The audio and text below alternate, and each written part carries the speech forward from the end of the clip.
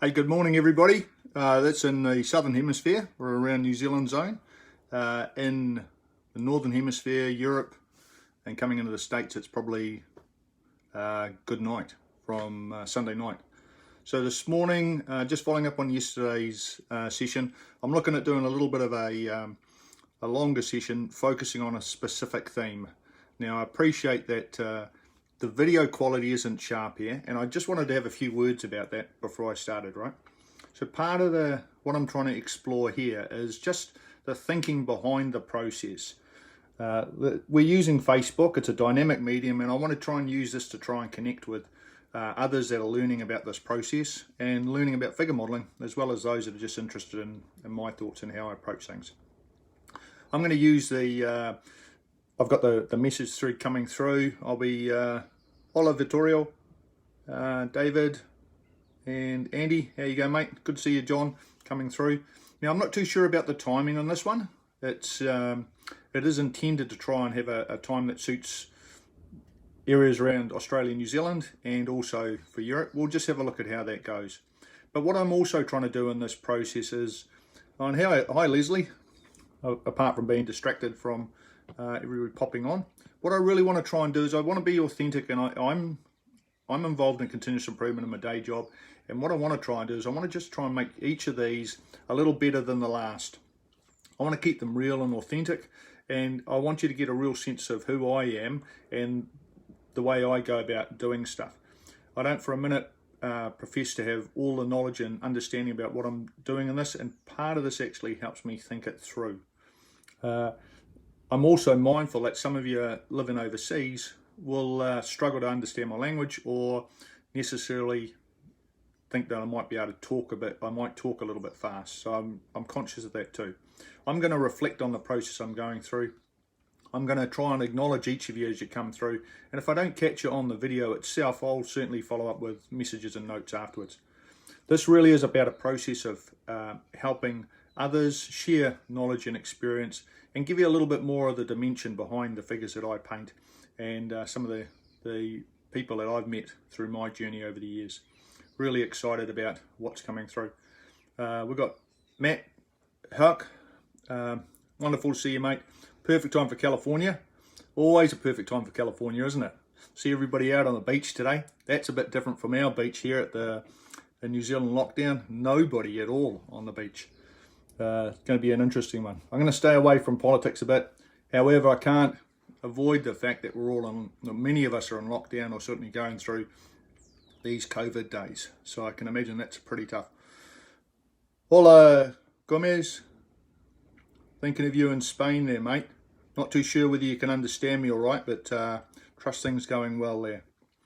Now, what I'm going to do today is I'm carrying on this little figure, and as I said, part of the thing that I am actually doing is I'm going to, it's not so much about the detail of what's actually happening. I can share photos of what it's looking like later on, but what it is telling the story behind it, telling the story around how I actually go about doing things. And today I'm going to focus on something that a few people have commented on before, and that's about textures. So I've got this little figure from Andy Belsey. Some of you would have seen it yesterday.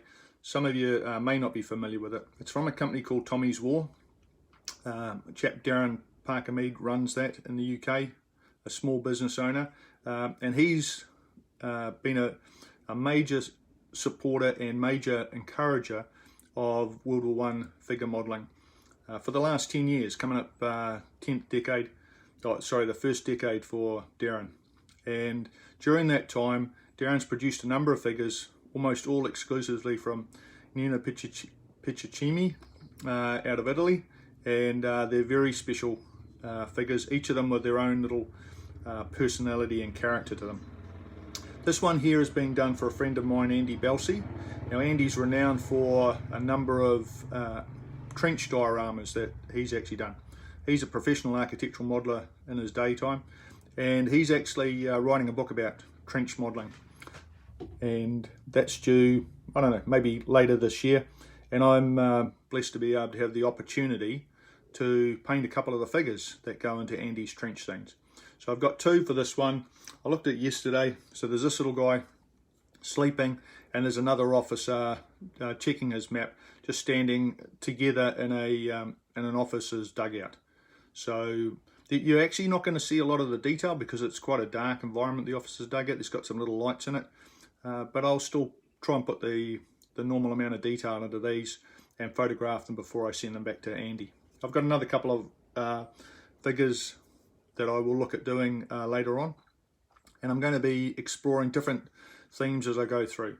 Now the texture modelling, I thought at a request from Peter Young in Chicago to talk about blankets, or painting the blanket. There's a little foil blanket. It's made out of aluminium foil from a pie dish. Andy, being an architectural modeller, is able to put a lot of these things to good use, and I always admire the way he uses so many little resources and the detail that he actually gets into the materials that he's actually putting together. Okay, and there's Craig Hitchcock just come on. Hi Craig. Craig's a workmate of Andy's, and also a very keen World War I modeller now, and I've been very impressed by the little vignettes that he's been putting together recently. I'll have a quick scroll through, just see who's here, and welcome those that I haven't caught up with yet. Uli, cheers mate. Vince, the famous AB, lovely to see you here mate, thank you very much. It does say bring them on camera, but I'm not too sure what's going to happen if I click that. I might try that with a couple of my friends a little bit later on, but for now, let's have a look at the opportunity maybe to share some stories. And there's top of the morning to you, Keith Donnelly. Keith's in the dark in Ireland at the moment, and all set to come up. Keith and I have been trading a few notes. Really neat to see you here, mate, and really do admire what you're doing with that bus that you're sculpting of your granddad. Alexander, how are you going? Where are you from, Alexander? Come across you before, mate. And Tomo, how's it going, mate? Good to see you down there. Trust things are going well for you. I know she's trying times for all of us here, and some more than most. So you take care of yourself, mate. Thinking of the Crusaders getting back into action soon, and also thinking of how things are going around the rest of the country. Really looking forward to coming out of level 4 lockdown later next week. Marcus, wonderful for the support, mate. And part of this process has been inspired by you and the work that you've been doing on YouTube and sharing all the projects that you've been working on. So thanks very much. George, how you going, mate? You still in the plant? Here, life up north has been interesting to say the least, but the guys have been doing well there. Glenn, Pete, and Edgar, my mate. Edgar, we'll certainly talk a little bit more about Edgar and Copper State Models in time. I've got a lot to be appreciative of Copper State Models for the projects that they've been sending me to do for box art and the like. Some of you might have seen the little Frenchman I've just finished, and I've got a set of maybe some Belgians or some Brits coming up in a month or two's time. So lovely to see you, mate. Pass on my regards to Slava too. And we've got coming through, that's good. Craig's coming on. Hi Craig, nice to see you, mate. And hi David. Not too sure where you're from, David, but great to see you there, mate. Wonderful to see you, everybody. So I'm going to carry on here, and I'll pick up a couple more notes with you later on. So in terms of this project, I started off yesterday talking about the putties and painting there. I was going to take a photo and share the detail to see it in progress, but we'll have a look at that. As I said, I'm really wanting to give you a sense about how I go about approaching things. So in terms of this little guy, I wasn't I would normally start with the face and work my way down the figure, but because he's quite different in that most of his body's covered, I'm really just going to look at a couple of key aspects. I just wanted to talk about that bit around the putties and boots that I did yesterday. I finished that after the session that I had, and I've started a little bit of work on his uniform. Most of that's not going to be seen because I'm going to have this little blanket that I've explained over the top. So what I always thought I would do this morning, and hopefully it's going to be useful, is to just talk about how I actually work that through and allow you to see a few of the brush techniques that I use to create textures, or what I think are textures. They're actually representative of fabric. Now I'm very familiar with army blankets, having used one for a few years, and I'm thinking this one's going to be a greyish tone, but I'm going to use a bluey grey. That's at the base of that. And the challenge here will actually be getting some of the subtle folds and the like into play, but also give it that sense of being a lot heavier. It's not very thick, the pie dish material. However, in this particular scale, I think it's going to be useful. I've got to try and give it that solid, heavy woolen effect that it actually is. Having said that, I do know that these blankets weren't half as heavy as the ones that we used later in the days. Wool being a precious commodity as the war progressed. Righto, I'm hoping this is useful for you. And there's Andy Herbert, all the way from Rochester. Good to hear from you, mate. I know we go way back. For some reason, I always thought you came from the north of the border, Andy, but lovely to see you. Hey, thinking of you in New York, man. I think it's been a tough time there, that's for sure. We've got Levin, Jay, and hopefully I pronounced that all right, Levin, and Mikhail. Russian for Michael. Regards. And Chloe, good to see you again today. Hope things are lovely down south with you. Righto team, so what I'm going to do now is I've got already on my paint dish, you saw this schmozzle of a wet palette yesterday for those that were here. So this is a Chinese takeaway container. I've already got some paint put in there, or it's squirted, a little bit of a disaster. This is a shocking looking paint dish. Don't worry about that too much. Think more importantly about the colours I've got some Payne's Grey and some Burnt Umber. So that's Joe Sonia Burnt Umber.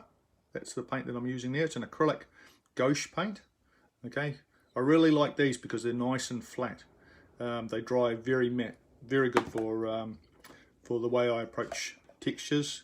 I do a lot of what I call stippling, or stabbing, dabbing, stippling. The second colour I'm going to use is Payne's Grey. Okay, now the two colours I'm using, this Payne's Grey and this next one here that I've got, just pop that guy down, Naples Yellow Hue. I would encourage anybody that's doing figures, you know, these drab World War I type of figures, to have those two or their equivalents, whether it's in oils or in other brands of acrylics, but to have those two in your paint dish. The reason for that is they're just amazingly neutral colours, and what that allows you to do is it mixes with all sorts of different paints to brighten them without making them bright, and to dull them without making them too dark. And they just really are so versatile. You know, I use this from everything from a RAF, Royal Air Force World War II uniform, back into a base for the Horizon Blue that the French used. And in terms of Naples Yellow, very good for materials in general. And I'm going to be using that to provide a little bit of light, is what I'm thinking at the moment, in the blanket. Now, none of this is textbook at the moment, and part of what I'm sharing with you at the moment is my thinking on how I'm going to approach this. That may change, and I might well dip into my paint box and pull out some of those colours as I'm going. All right, let's see how we go. Right, and we've got a friend come in from China, I think. Is it?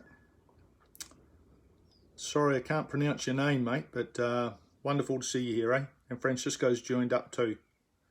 And Ian from Aussie. Wonderful to see you, mate. Really love seeing Phil's projects shared online. The Phil I'm referring to, folks, is Phil Walden. He's a master New Zealand sculptor, now living in Aussie, expat we call him. Fantastic sculptor, and he's renowned for doing really gritty military figures, particularly Anzacs and the like. And if this evolves well, you know, I look forward to painting a couple of one-off sculpts that Phil's provided and gifted to me, and I'll look at maybe painting one or two of those as we go through, as well as some of his commercial products. We'll see how things go. Hello Bruno and Steve, good to see you. This scale, Uli, this figure is 54mm, 1/32 scale. So same sort of scale that you see for wings aircraft, and he's about the size in terms of fingers, you know, there he is there, about the size of my little finger. Often have to remind people of that because they are tiny little guys. Right, in terms of this process, like I said, team, I've already put a little bit of paint on there. I haven't got a lot of paint on here, notice there, right? And I've got my experiment today was to improve the video position. Now, I had some suggestions around widescreen. Unfortunately, I don't think live works on widescreen. I'm just going to try that. No, it doesn't. Okay, and I've got the phone blue tacked to the wall above my desk, and I will experiment with better video and better cameras later on, but for now I just want to give you a sense of what's going on here. Okay, so today's experiment with test that widescreen doesn't work, so we'll have to give up on that one. It's going to be this narrow sideways landscape pillar box, post box. That's the way it is, and it's going to be providing a little bit more thought process and thinking about what I'm actually doing, as opposed to the detail of what I'm actually painting. Cordo, good to see you, and also Steve. Hopefully those guys that joined us earlier on are still with us. So all I'm doing, a little bit of a squirt in. All right, now this can be a little bit challenging. A very soft squirt. Okay, and I'm just looking at a bit of a dollop there. Now that's actually too much paint. I'm not going to use all that paint, but it's enough to keep me going. My friend John Belcher has decanted all these tubes into bottles so you can control it a lot better, which would probably be useful given that it's really hard to get a hold of Joe Sonia in New Zealand nowadays. So I've got to be careful I don't waste too much, but we'll see where we go with how things are there. So I've got 3 little dollops of paint in there, and what I'm going to do is I'm actually going to mix the Payne's Grey and the Burnt Umber as a starter, and I'm going to use quite a big mucky brush for me. It's not really, but here, look, it's this one here, Ritmar Kalinski, that one there, pull away. Okay, can't remember where I got it from. I think it's a game shop. It's not actually a very good brush, to be honest. Apologies to the people that made it. It's actually a Hornby, so it's like a for those in the modelling, Humbrol type line. The reason it's not a very good brush is because the top is a bit splayed. As soon as it gets wet, it starts playing out. Now that's not very good for painting detail and lines, fine lines, etc. But what it is fantastic for stippling and for dabbing and stibbling, which is what I actually use. I use the side of the brush, and I'll have a look at that a little bit later on as I'm getting into it. Lots of talking, better get into some action, eh? All my brushes have this little tube covering it too. Always have those to protect the point. Shocked when I go to a shop and I go to buy them and they don't have those tubes protecting the nib, protecting the point. I don't normally bother buying them. The other point, look, I don't want to sound like an advertorial, but I'm a bit of a creature of habit, so I am using the same sorts of materials all the time. And this is Vallejo Glaze Medium, which I'll use with my acrylics to thin them down. So I don't use straight water, I always use this. It's been a real friend, particularly in helping me control paint flow when I'm doing textures.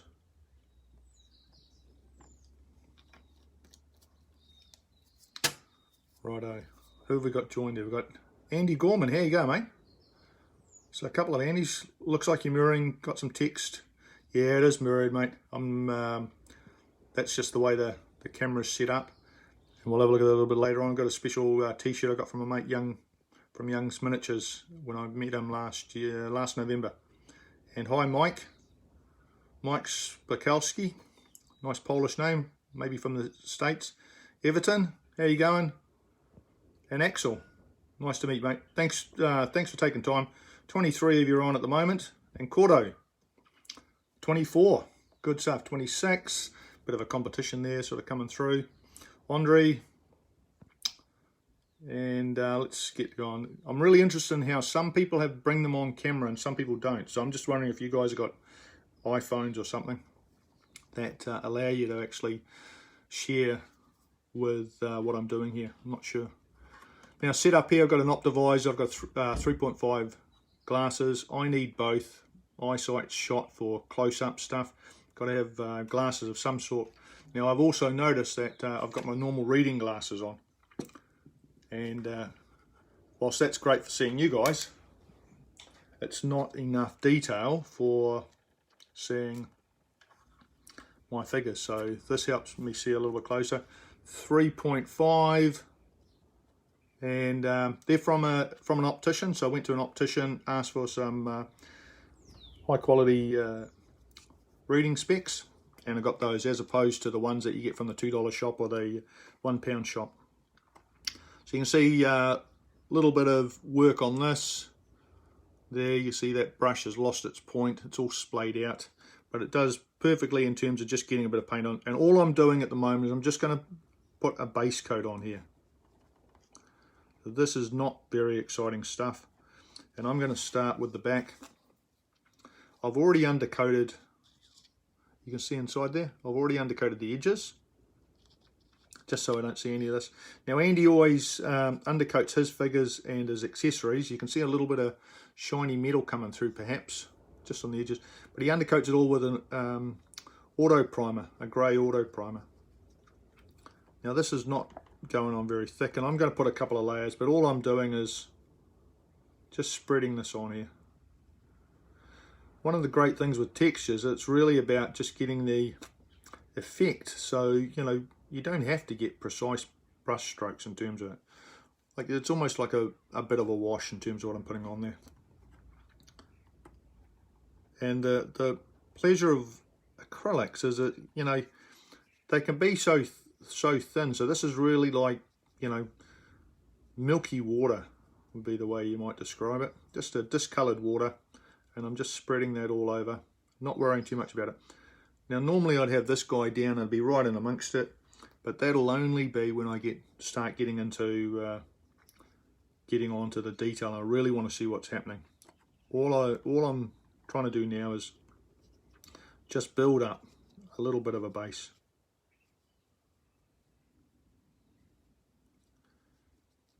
Now I said earlier on I wanted to try and make this a little bit I wanted to make this authentic, so it's sort of like a bit, you're meeting me and learning a bit about me.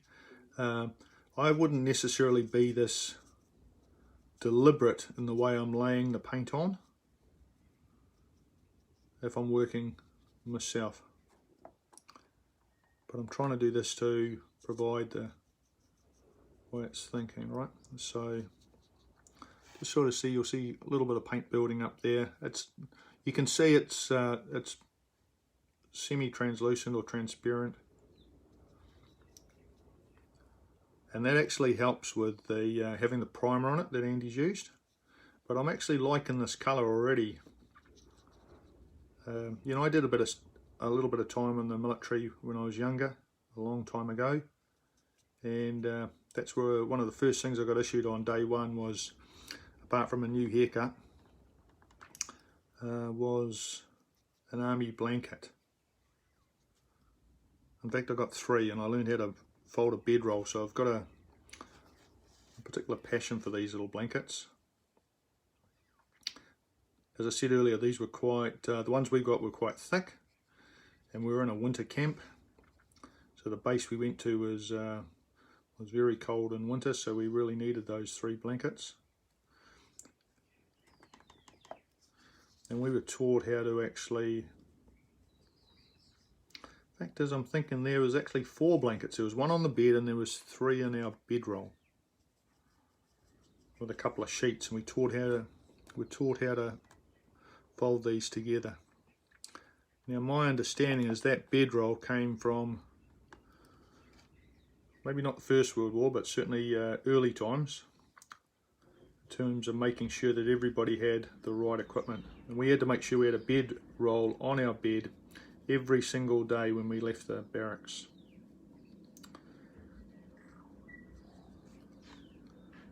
Okay. As I'm going here, I don't know if anybody's popping any questions on, just a few people watching. Everard, man, been a long time. Trust you and the whānau are going well, mate, and safe in the bubble. Whack that in. And Carlos, hola, Barek, and Stuart. Nice to have you here, Stuart. Really nice to have you online. And Ted, fantastic picture from last night, mate. Really loved it, mate. He's my son, an artist. Kurt Beck and Phil, you're here. Phil, as you said, mate, I'm picking up on that, doing the blanket thing, trying to give a bit of a sense of that. All I'm doing is a bit of a base coat at the moment. Andre, still there. Good. Now, as I'm doing this, I can see this with the light. I'm just trying to get this balance right. Like I said, it's a base coat. So, in some cases, a little bit grey, a little bit grey bluish, than in other places where it's a bit brown. But again, I'm not worried too much about that, because I'm really just going to try and get this layered in. These paints are very thin, and it's this sort of consistency would typically be what I use for a base for any uniforms to get started with, because you can add the detail in the following layers. And I think that's one of the tricks with acrylics. It's appreciating that you're putting on more than one layer. You are building them up. And I suppose you could have anywhere from, I don't know, half a dozen, 6 to 10 layers as you're going in terms of this process. And with each of them, you're deliberately making the paint a bit more solid.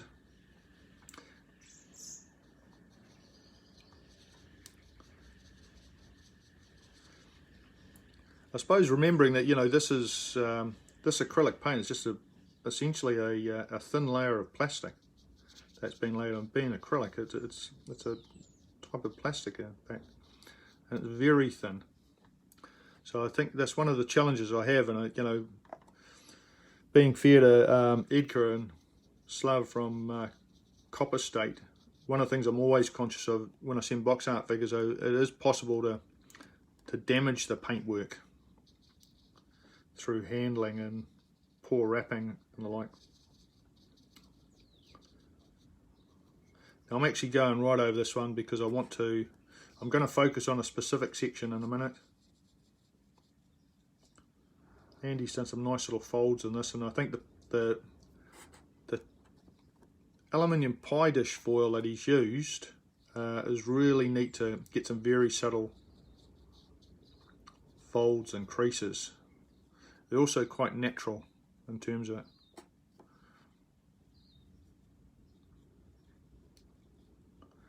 Somebody's probably thinking there, why don't you use a bigger brush? Yeah, probably would. I didn't bring them with me to lockdown, unfortunately. But for now, I'm bringing that through. One of the other reasons I wanted to sort of carry on doing this whole one is because I wanted to allow a bit of time for the paint to dry. So the paint on the back is actually already drying as we go. Okay, I have a couple of questions. I really need to get some head magnifying glass. So which ones would you recommend? No idea, Francisco. These ones were bought from my wife from a optometrist. I've tried the ones with a little light on. Found those a bit awkward. One thing I recommend is a good headband. So try them on and try the adjustability on them, because they're on for a long time and they can hurt your head. So make sure you've got a good headband would be my only recommendation.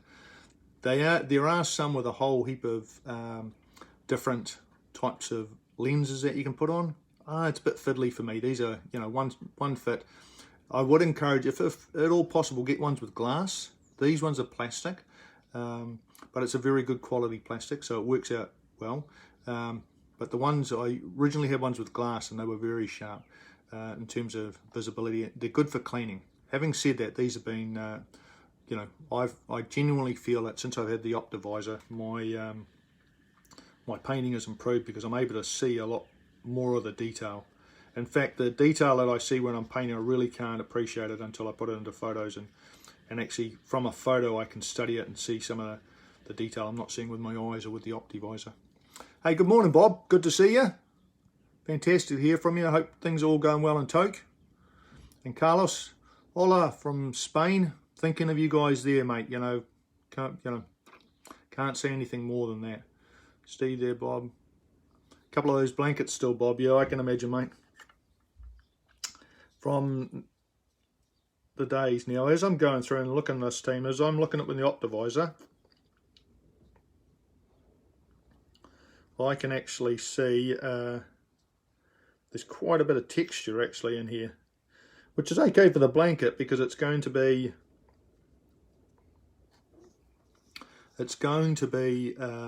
rough, and it's got a bit of mud and dirt in it. Remember, this is in the bottom of a trench, so these things aren't pristine at all.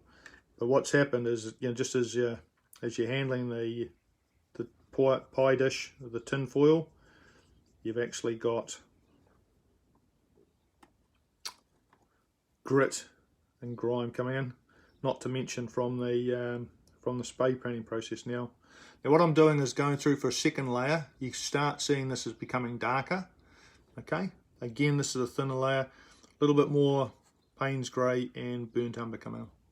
Right, now I was thinking about doing today's session about 30 minutes, so I'm actually going to call time on that at about 30, but I'm going to actually go down into this. I'm going to do this little section here, which is probably not going to be seen much. Okay, it's not going to be something you're going to see. I'm not going to get this finished today, or this morning anyway, but I'll give you a feel for where I'm working through. Craig, eyes are a problem. Yeah, I had noticed that, mate. Look, it's something we'll cover a little bit later on. I think the trick with eyes is you really have to be thinking about what you can visually actually see. And I think for me, tip with the eyes, little bit of light skin Vallejo to start with, and then a lot of effort goes into trying to get the pupils in the right position. In fact, in most pupils, you can just see those pupils. You can see a little bit of a tiny little bit of white around those. Most of those I obscure with a little bit of blood red that I use, but I think it's the pupils. And what I would encourage you to do is just have a think about how you can actually get those pupils going. Typically, they're done with a good brush. I've got a couple of little. At the moment, I'm using some Da Vinci 2.0. A Da Vinci 2.0. Just pull back. 2.0. It's not a great nib on it, but it's a starter. And I think I've got a 10 point as well, that little guy. So just to show the difference. Sorry, digressing there, but I just saw a question from Craig, who I'm very much admiring his diorama work. Just here, mate. All right, 10 and 2. Let's have a look at the difference. You can just see you should be able to see the difference in those, the sizes of those. It's really about the size of the point that you're trying to create for the pupils and getting that positioned. Once you've got the pupil positioned, you can actually look at a little catch light. Now, I don't typically use strong catch lights on my figures. I prefer to use a bit of colour on them.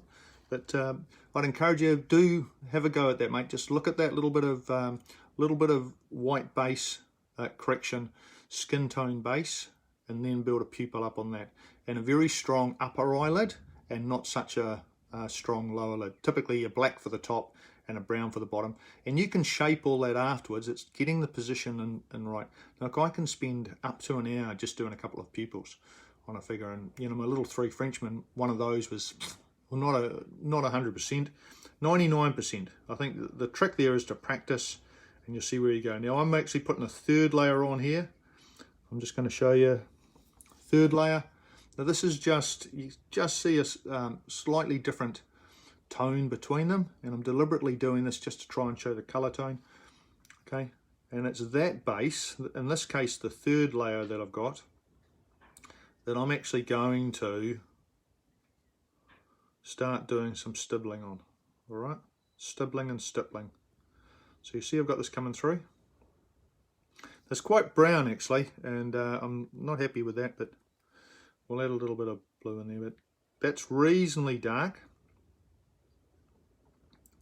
And I'm going to drop the Optivisor down and start trying to put a bit of texture onto this. Remember, I'm using quite a heavy brush in terms of the splay, so this is not a strong point. It's the bristles are a little bit messy. Just to show you, I can actually see when I'm looking at here, I can see a gap in the point. And if you just have a look at that one, you know, let me just get a position where you can actually see those clearly. Might put it up there. You see there? Now if I look at that, that's a size 2, the little Rottmeister one, against a 2.0. Now I tend to use that brush.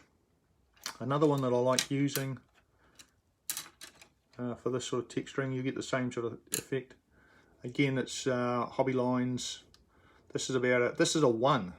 Okay, you can see how messy that is. So what's really cool is older brushes that you've bought for pointing, that you've bought for lines, you've bought for detail, can actually get a new life to help with texturing. Now I'll start with these heavy ones, and then I'll actually end up with that little 2.0 or 2.00 brush a little bit later on. I'm just going to drop this down. Now what I've got is, this is actually a very dark effect now. Washing the brush out. Remember I mentioned yesterday I use little chocolate dishes. Okay, I've had these for quite some years, but little assorted box trays, and I've got different reservoirs, and I just work my way around the edges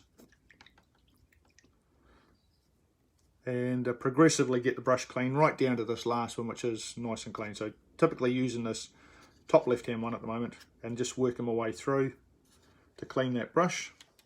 Now that's when I'm changing real colours in terms of. Sasha, nice to see you, mate. And Jean, bonjour. Mario, Tuan from Vietnam, awesome. And Kathleen, hiya, welcome to the new year, happy Anzac Day, etc. Ramon, hola. Okay, good. Not a lot of questions, people just having a look on what's going on, right? Fair cool. So what I'm doing is I'm just going in and I'm actually going to get a little bit of this little tiny bit of Naples yellow, and I'm going to mix that in. Let me just go a bit closer for you. Now I don't know how much you already know, and I'm not sure whether I'm telling you things you already know, or for those that don't know, I'm just trying to show a little bit more of the detail. So I've got a little tiny bit of Naples yellow, just dab that on, and what I'm doing is just going to the edge here of the Payne's grey, a little bit of brown, and all I'm doing is just, it's only you know, this is not much bigger than a bit of a dab, but all I'm doing is just getting some paint into there, right? Again, it's quite a lot of movement in it, and I'm just trying to get the right texture. I'm actually just trying to get the right amount. Now sometimes what I'll do is I'll rub it on my thumb, just clear that, or on my fingernail, just to make sure I've got enough there. Or I'll also use the base. You can see I use a little cork to hold, a little bit of blue tack on the bottom. This little block is what Andy used to ship this fellow over to me. Something that he uses. A little bit of, it's a very light wood. He's double-sided tape on the top, and he's got the little figure tacked on the top there. What I'm going to do is just go into this texture, and this is a start. So the first bit is what I call stippling. Now this blade brush works okay. You're not going to see all this. That's too much. Just took a little bit off. And I'm literally just putting dabs on here. That's a stippling or dabbling. And some of this is coming up too much detail. But I'm not fussed about that, because I'll dab in different colours. I'll stipple on this. And what I really want to see, that the thing about acrylics that you have to get used to is they don't dry the same colour as you put them on. They actually tend to dull, and that's one of the biggest challenges I have, and I'm just starting to get a little bit more confident with that as I go. However, that's, you know, it's a bit blotchy in spaces, but I am putting on blotches as part of that. And all I'm doing is just laying on an irregular pattern, which is the wool twill. You know, if you see these grey blankets, as Bob's got, they've got a grey base, but they've got a lot of white light colour strands in them from the wool, and the dye doesn't dye everything perfectly.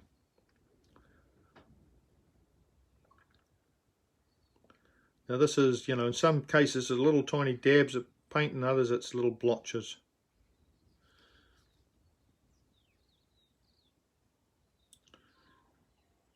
And I do know that the camera that you're seeing at the moment won't be able to pick up the sort of level of detail. You'll just get some rough impression of the colour changing perhaps.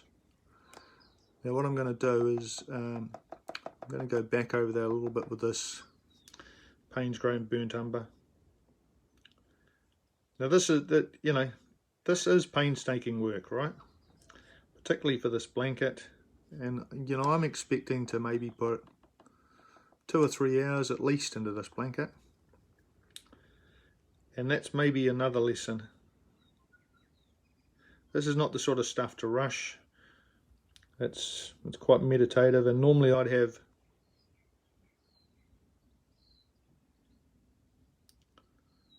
some music in the background or on my headphones. I'll be listening to those. Now this is a flat surface at this one, but I do notice as I'm going there's some little tiny ribs in it, and the good thing with the Optivisor, you do actually pick up some of that coming through. One of the problems with the Optivisor is it does make you quite myopic, and so you have to pull back from time to time just to sort of see how it's coming together.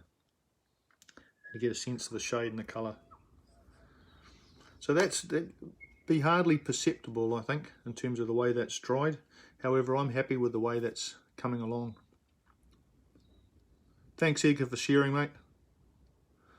You know, the Copper State guys, very proud of being able to work with them. Hi, Curtis, how you going, mate? And Dennis, Aaron, and Gustavo. Lorenzo, wonderful to see you, mate. Loving that new project that you're working on. Scary angry tanker.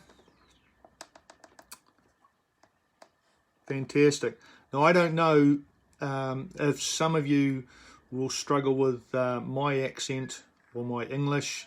I do tend to use quite a few Kiwi phrases. You'll notice today I'm a little bit more deliberate in my speech versus yesterday I was a little bit loose. I did warm up for this one, and I was just a little bit conscious of that. And hello, Pascal.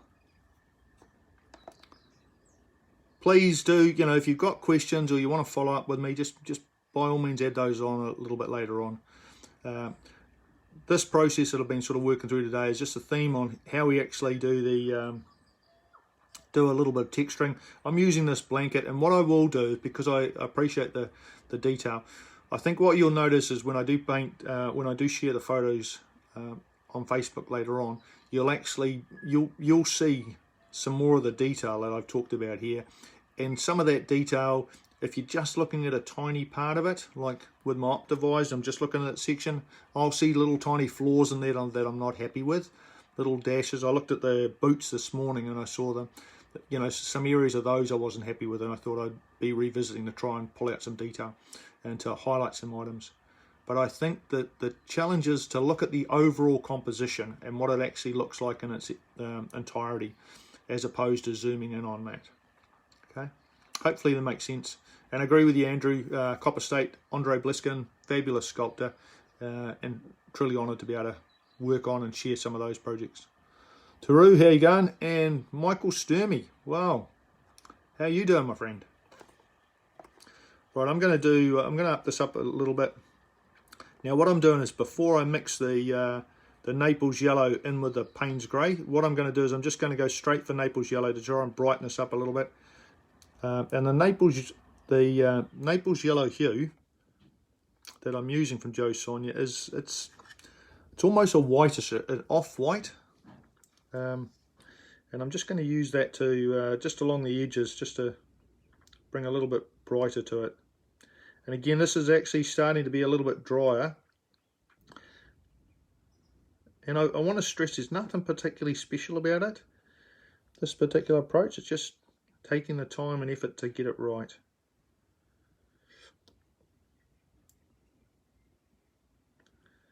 and I'm literally just touching, and these splayed bristles really are making making my life a lot easier. Now, one of the things I've struggled to try and get across is this sort of sense of what I call stibbling, which is this sense. What I do is I actually use the side of the brush like this. Now, in this particular case, what that actually is, it's not particularly helpful here because it's making bigger splashes than I would like. Okay, so you can see that, and you can get that sense so that where I use the side of the brush versus the point of the brush. Okay, so this is what I call stippling. That's what I call stibbling. Little word that I made up that sort of indicates that sort of approach. But I'm not actually going to use a lot of that in this. I tend to use that on uniforms. I may use a little bit CAGO, but I really do want this quite to be a focused approach, right? Okay, now I want to. I'm going to actually wrap this up shortly. I hope for those that have stuck with it this long, this has been a useful session, and I hope you've learnt something, and if you haven't, I hope you've just enjoyed the experience. I value the fact that you're calling by and seeing me, and like I said, what I'll do is I'll share some in-progress photos of this little guy a little bit later on, and what I'll allow you to do is sort of study, have a look at these 2 videos that I've made over this weekend, and may revisit it next weekend depending on what sort of response I get and the feedback that I get. If you thought it was useful, please do tell me. If you don't think it was useful, don't bother commenting. Otherwise, have a safe time. Don't let COVID get you. Enjoy yourself, and I look forward to seeing you again, maybe next week, maybe some other time. You take care of yourself. Mike the Kiwi. Bye for now.